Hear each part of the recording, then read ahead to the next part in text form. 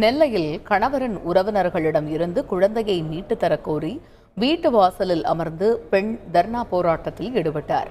சென்னையைச் சேர்ந்த பிரவீனா என்பவர் 2019ஆம் ஆண்டு குருநாதன் என்பவரை இரண்டாவதாக திருமணம் செய்துள்ளார். இவர்களுக்கு அடுத்த ஆண்டே பெண் குழந்தை பிறந்த நிலையில் அடுத்த சில மாதங்களில் இருவரும் வெளிநாடு செல்ல நேரிட்டது. விசா கிடைக்காததால் குழந்தையை குருநாதனின் உறவினரான சங்கர் கவிதாவிடம் ஒப்படைத்துள்ளனர். 6 மாதங்களுக்கு பிறகு பிரவீனா நாடு திரும்பிய பொழுது குழந்தையை அவர்கள் தர மறுத்ததாக கூறப்படுகிறது. இதுகுறித்து புகார் அளித்தும் நடவடிக்கை எடுக்கப்படவில்லை என கூறி கவிதா வீட்டு வாசலில் அமர்ந்து பிரவீனா தர்ணாவில் ஈடுபட்டார்.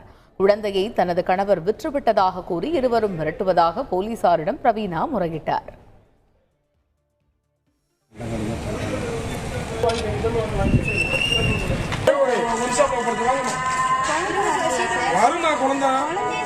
குழந்தை